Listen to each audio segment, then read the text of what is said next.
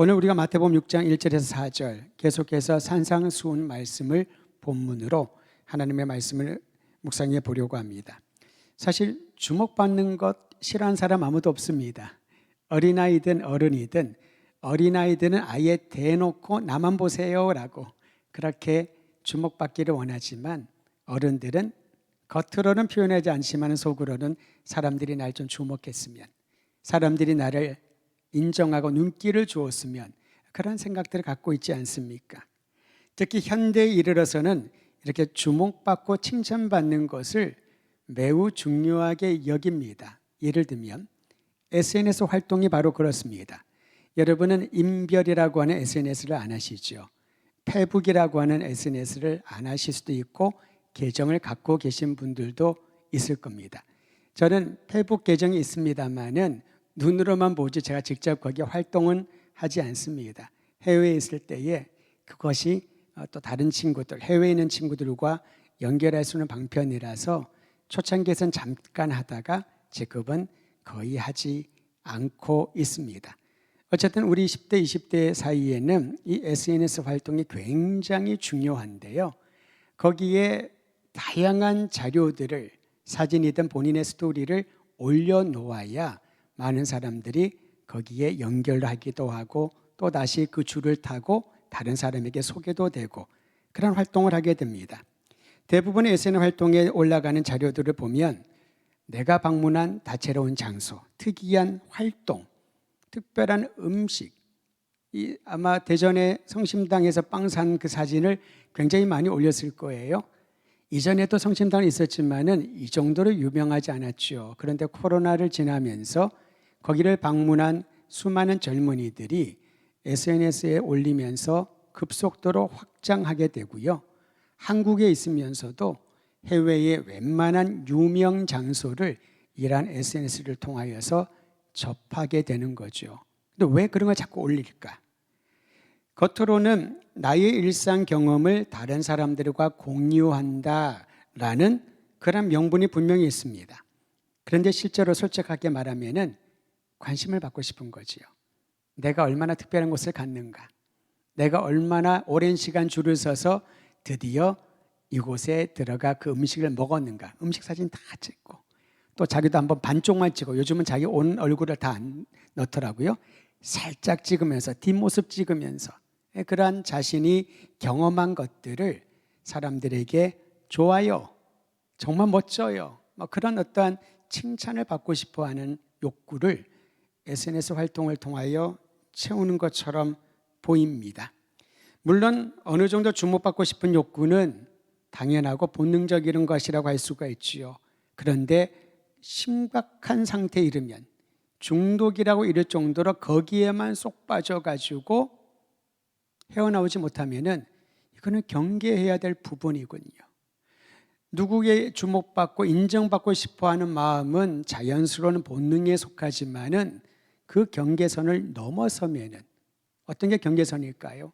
그것에만 집중하고 그것에 일희일비하는 삶이 되어버리면, 예를 들면 팔로워의 숫자가 많아지고 좋아요에 표를 한 사람들이 많아지면 행복하지만 그렇지 않으면 불행해지고 무관심의 대상이라고 여겨진다면 그것은 바로 경계선을 넘어선 것이죠.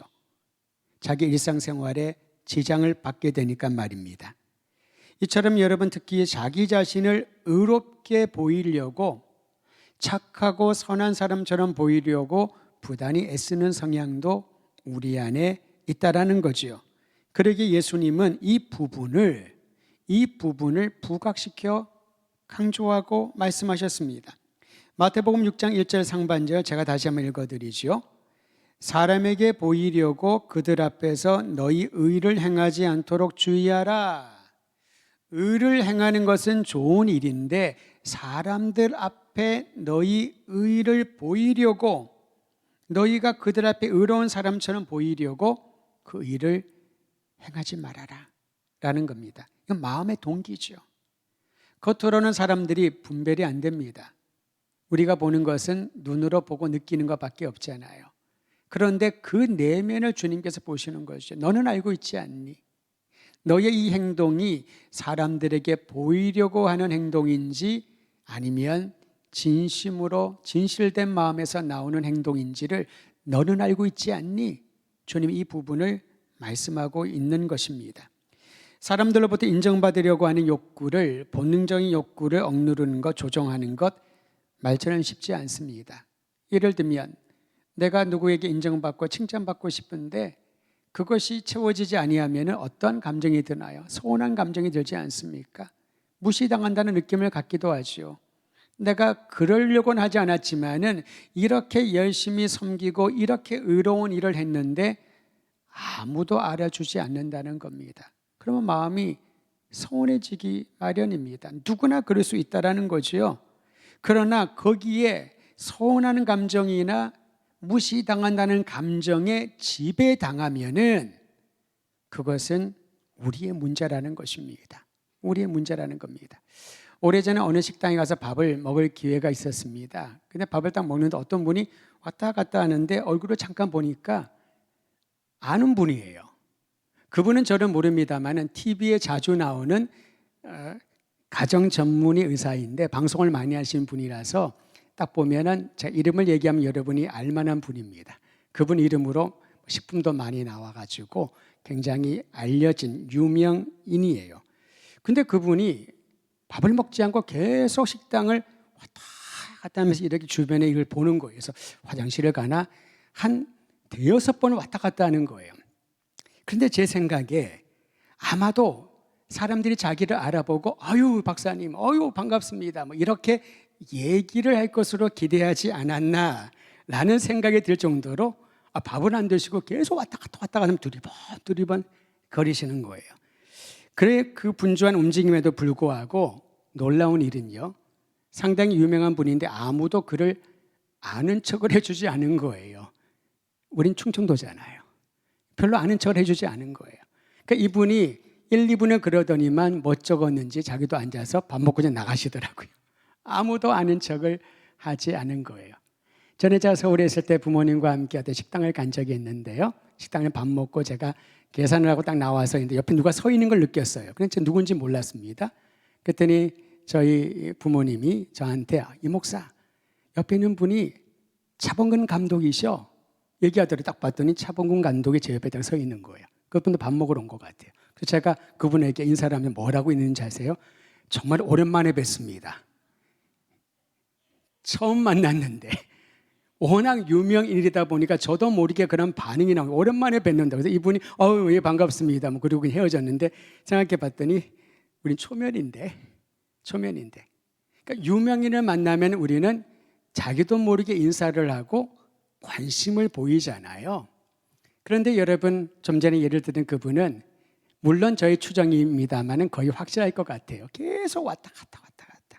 그래서 한 사람이라도 나라도 좀 아는 척을 해줄까 하다가 뭐 그렇게까지 할 필요가 있을까? 그리고 지나친 적이 있습니다. 우리의 자연스럽고 본능적인 건 아니겠습니까? 큰 칭찬이 아니라도 괜찮지만 누군가가 나를 알아준다면 그 자체만으로 격려가 될 것입니다. 예수님은 이러한 우리의 욕구를 부정하지는 않으셨지만은 그 경계를 넘었을 때에 칭찬과 인정받는 것에 연연했을 때에 우리의 삶이 아주 다르게 변형될 수 있다는 것을 주의하면서 바리새인들의 구제 행위를 예로 드셨습니다. 바리새인들의 구제 행위를 예로 들면서 칭찬을 갈구하는 사람들의 내면을 들여다보셨던 거지요. 사실 예수님 당시의 바리새인들은 율법 조항들을 철저히 지키는 아주 완벽주의적인 종교인들이었습니다. 아무도 그들을 못 따라갑니다. 여러분 들어 알고 있다시피 월요일과 목요일 그들은 일주일에 2번은 금식을 합니다. 일주일에 금식을 이틀씩 매주마다 하는 분이 얼마나 있을까요? 쉬운 일이 아니거든요. 그들은 그것이 하나의 훈련이 되어서 일주일에 2번은 금식하면서 하나님의 생각을 합니다. 율법을 달달 외웁니다. 율법의 조항들을 지키려고 그들은 애쓰고 노력을 해서 다른 사람들이 감히 흉내를 내지 못할 정도의 아주 종교적인 습성으로 무장된 사람들이었습니다. 게다가 구제에 얼마나 열심히였는지요. 구제 역시 그들의 종교 생활의 의무처럼 여겨졌던 것이죠. 근데 예수님이 왜 그들의 예를 들었냐 하면은 그렇게 구제하는 행위를 사람들 앞에서 하는 거예요. 사람들이 우리가 하는 구제를 잘 알아주기를 그렇게 노골적으로 원하는 모습을 주님께서 보시고 사람들도 모를 리 없지요. 그 부분을 예로 드셨던 것입니다. 예수님은 겉으로 겸손한 척 하면서도 실제로 자기의 의로운 행동을 사람들 앞에 드러내 보이려고 하는 이들을 외식하는 자라고 칭하셨습니다. 2절 말씀도 제가 읽어드릴게요. 그러므로 구제할 때에 외식하는 자가 사람에게서 영광을 받으려고 회당과 거리에서 하는 것 같이 너희 앞에 나팔을 불지 말라. 진실로 너희에게 이르노니 그들은 자기 상을 이미 받았느니라. 나팔을 불면은 모르는 사람이 없습니다. 그 소리가 얼마나 큽니까? 무슨 일이지? 무슨 일이 생겼나? 그 정도로 그들은 사람들에게 알려주면서까지 선한 행위, 구제 행위를 했다는 겁니다. 여기서 여러분 중요한 부분은 그들은 자기 상을 이미 받았느니라. 그저 사람들에게 칭찬받고 주목받고 인정받고 그게 그들의 상이라는 거지요. 그런데 여러분 나중에도 보겠습니다만 하나님이 주시고자 하는 상은 사람들에게 그저 칭찬받고 인정받는 말, 자존심을 세워주는 그러한 상이 아니라 하나님이 주시고자 하는 상을 예비해 놓으셨는데 거기에 집중하라는 겁니다. 오히려 자기 상을 다 여기서 받으면은 하나님 앞에 가서 받을 상은 이미 없는 거죠. 내가 받을 상을 다 받았으니까요. 외식하는 자, 이 외식하는 자들은 가난한 자들을 구제하는 행동을 종교적 의무로 여기고 반드시 해야 된다고 합니다. 물론 안 하는 것보다는 하는 게 낫지요. 안 하고 관심이 없는 사람들보다는 의무라도 하는 것이 참으로 귀하다고 볼 수 있습니다. 문제는 그것을 그렇게 사람들에게 알리고 칭찬받기를 기대했다라는 것입니다. 그런데 하나님이 원하시는 구제는 다른 사람들의 도와줌으로 칭찬받고 스스로 자족하고 보람을 느끼는 것과는 무관합니다. 하나님이 말씀하시고 요구하시는 사랑은 받은 사랑을 그대로 흘려보내주는 사랑을 우리에게 하라고 말씀하십니다. 받은 사랑을 자연스럽게 흘려보내는 그러한 습성을 가시기를 원하시는 거지요. 그러므로 예수님은 사람을 의식하여 구제하지 말고 하나님 앞에 행하라 라고 말씀하고 있습니다. 다시 한번 우리 6장 1절 말씀을 한 번 더 같이 읽도록 합니다. 6장 1절입니다. 시작. 사람에게 보이려고 그들 앞에서 너희 의를 행하지 않도록 주의하라. 그리하지 아니하면 하늘에 계신 너희 아버지께 상을 받지 못하느니라. 그러니까 우리가 어떤 일을 하든지 어떤 행동을 볼 때에 이 행동이 하나님 앞에서 내가 하는 것인가, 아니면 사람들을 의식하여 말하고 행동하는 것인가, 그것을 주의하여 살펴보라라는 것이죠. 주의하여 살펴보지 않으면은 우리의 본성은 칭찬받고 인정받고 사람들의 눈을 의식하고 사람들의 말을 의식하는 것에 굉장히 익숙해져 있다라는 겁니다. 나의 행동이, 나의 말이 하나님 앞에서 행해지는 것인가, 아니면 사람들에게 보이려고 하는 것인가, 주의 깊게 보라고 말씀하십니다. 왜냐하면 하나님은 사람의 외모가 아니라 중심을 보시니까요. 진심을 담은 구제를 칭찬하시니까요. 그렇기 때문에 구제를 하려면 아무도 모르게 은밀하게 행해야 한다. 우리 개역개정에는 구제라고 되어 있습니다만은 조금 더 쉬운 성경은 이해하기 쉽게 이렇게 번역해 놓았습니다. 너의 착한 행실을 아무도 모르게 하여라. 그리하면 남 모르게 숨어서 보시는 너희 아버지께서, 하나님이 숨어서 보신다는 거죠. 그 말은 내가 못 느낄 수 있다는 겁니다. 내가 하나님 앞에서 이렇게 하니 하나님 저를 기뻐해 주세요. 저를 칭찬해 주셔요. 하나님 앞에서 저는 이렇게 산답니다. 그게 아니라는 거죠. 우리의 눈에도 하나님이 보이지 않습니다마는 숨어서 지켜보는 것처럼 하나하나 빠지지 않고 살펴보시는 하나님께서 우리에게 갚아 주실 것이다.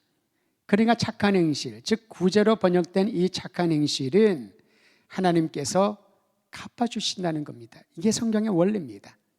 내가 가진 것을 누구에게 나누어 주면 내 것이 없어지잖아요. 내가 가진 재정을 쓰고 내가 가진 어떠한 것들을 나누어 주면은 어쨌든 내 손에서 떠나가잖아요. 그런데 성경은 놀랍게도 이렇게 말합니다. 그 비어진 곳간을, 그 빈 지갑을 하나님이 채워주시리라. 할렐루야. 이것을 경험해야지만 주님의 사랑을 나누는 것이, 정말 연약하고 궁핍하고 도움이 필요한 사람들에게 받은 사랑을 나누는 것이 얼마나 큰 축복인지를 알게 된다는 겁니다. 그리스도인이 된 이후에는 셈법이 달라집니다. 일반적인 셈법은 무엇입니까? 계산을 합니다. 한 달에 월급을 받으면은 뭐라고 하면은 그냥 그 다음날 다 지나가 버리잖아요. 잠시 통장에 들어왔다가 안녕, 나 11월 달에 월급이야. 그리고 싹 지나가 버리잖아요.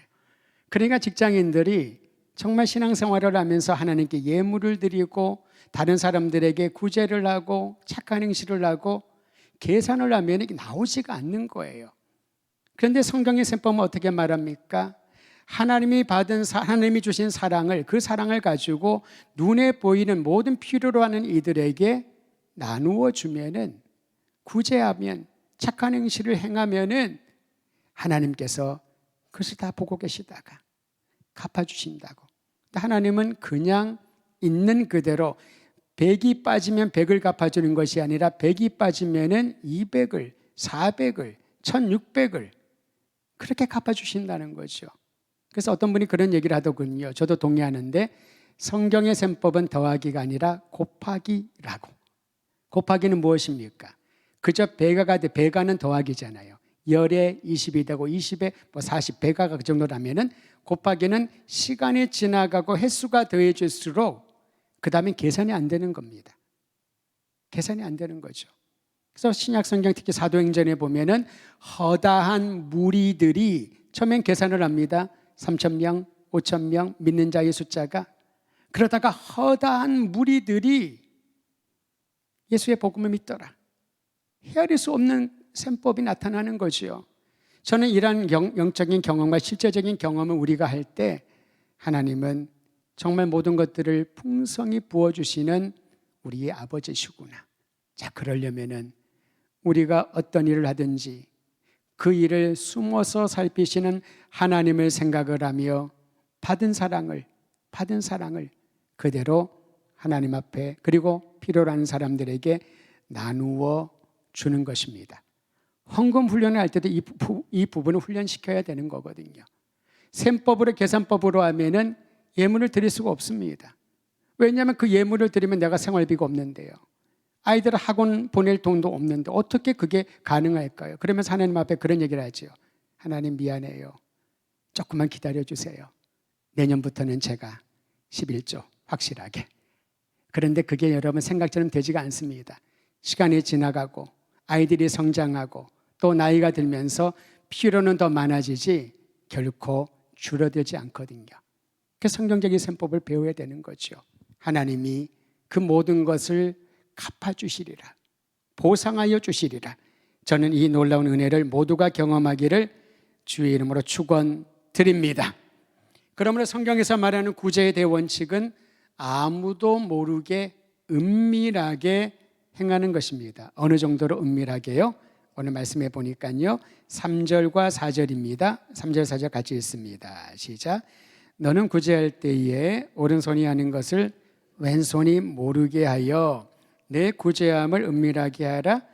은밀한 중에 보시는 너희 아버지께서 갚으시리라. 여러분 정말 어리석고 감각이 무뎌진 사람이 아니라면 오른손이 하는 것을 왼손이 어떻게 모를 수가 있나요? 다 알지요. 내가 아는 것을 가족들이 다 알지 않습니까? 아무리 비밀에 지키려고 하더라도 그냥 은연중에 말이 튀어나올 수가 있습니다. 그러니까 저는 그런 생각을 해요. 한번 입 밖에 내뱉은 것은 비밀은 없다. 누군가에게 전달이 된다. 이런 말도 전달을 같이 합니다. 이거는 정말 비밀인데 너만 알려주는 거야. 그 말을 그대로 전달을 하면서 또 다른 사람에게, 누가 나에게 나만 알라고 얘기한 비밀인데 나는 너를 신뢰하니까 너에게 말해주는 거야. 입 밖에 한번 나간 거는요, 이미 그것은 최소한 일주일 이내에 2배 이상으로 많은 사람들이 알려질 것이다. 그래서 말을 주의하라는 것입니다. 그런데 어떻게 오른손이 하는 것을 왼손이 모르게 할 수가 있습니까? 여기에는 예수님이 강조하는 의미가 있지요. 다시 말하면은 그 정도로 자신의 선한 행동을 자랑하지 않으려는 강력한 의지가 있어야 된다는 거죠. 강력한 의지가 없으면은 오른손이 하는 걸 왼손이 어떻게 모를 수가 있나요? 왼손이 하는 거를 다른 옆집의 왼손도 오른손도 모를 수가 없지요. 그런데 강력한 의지가 있어서 오른손이 하는 거를 왼손이 알 수 있지만은 그것을 아는 채 하지 말라는 겁니다. 그게 바로 성숙한 사람이요, 그리스도의 제자들이 살아가는 삶의 모습인 거지요. 왜 그럴까요? 그렇게 은밀하게 구제를 해야지만 그 구제를 받는 사람들이 마음에 자존감이 낮아지거나 또는 부끄러움을 느끼지 않는다는 것입니다. 구제받는 대상을 배려하기 위한 것이지요. 자존심이 상하지 않도록, 그의 마음이 불편하지 않도록, 그저 이것은 사랑의 나눔이라고, 내가 받은 사랑을 당신에게 나누어 줄 뿐이라고 하는 것을 그에게 전달하기 위하여 오른손이 하는 것을 왼손이 모르게 침묵하며 의지를 발동하여 조용하게 은밀하게 하라라는 겁니다. 그러면 받는 사람은 어떻게 해야 될까요? 그것을 거부하면서 자존심을 세울 필요가 없다는 겁니다. 나누는 사람이 하나님의 은혜에 감사하여 나누는 사랑의 나눔이기에 그것을 감사하게 받고 또 다른 사람에게 그 사랑을 흘려 보내면 되는 것이지요. 성경이 말하는 사랑은요, 흘려 보내는 겁니다. 되갚는 게 아니지요. 제가 어떤 분에게 어떤 무엇을 필요로 하는 것들을 제가 알고 은밀하게 조용히 뭘 나누어 드렸더니 그분이 저한테 연락이 왔어요. 뭐라고 얘기를 하냐면은, 목사님이 베푼 은혜를 제가 어떻게 갚을 수 있을까요? 죽을 때까지 제가 어떻게 갚을 수 있을까요? 그래서 제가 아주 단순하게 얘기를 합니다. 뭘 갚을 생각을 합니까? 그 은혜가 흘러 넘쳐서 다른 사람에게, 나한테를 되갚는 거는 오히려 하나님이 주시는 은혜와 사랑의 의미는 아닙니다. 우리는 그 은혜를 갚고 싶어 하잖아요. 결초보온이란 말 아시지요?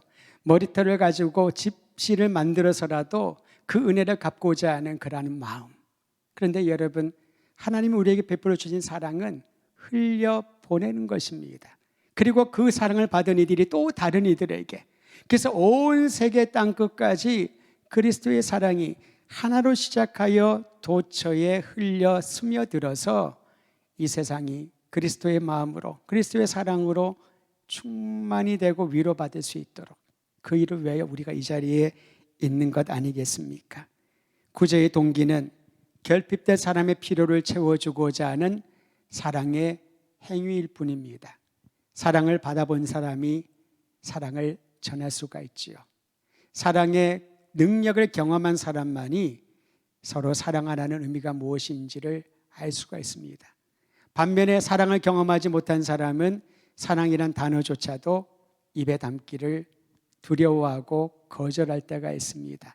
오늘 우리를 죽기까지 사랑하신 예수님께서 사랑하는 모든 성도들의 삶을 그리스도의 보혈로, 그리스도의 은총으로 가득 채워 흘러넘치게 하십니다. 이제 그 사랑을 힘입은 이들이 사랑을 나누고 연약한 이들, 결핍된 이들에게 필요를 채워줄 때에 하나님께서 숨어서 우리를 잘 지켜보고 계신다는 것을 알고 하나님 앞에 행하는 착한 행실, 아름다운 행실, 그를 통하여 주님의 영광이 드러나게 될 것입니다.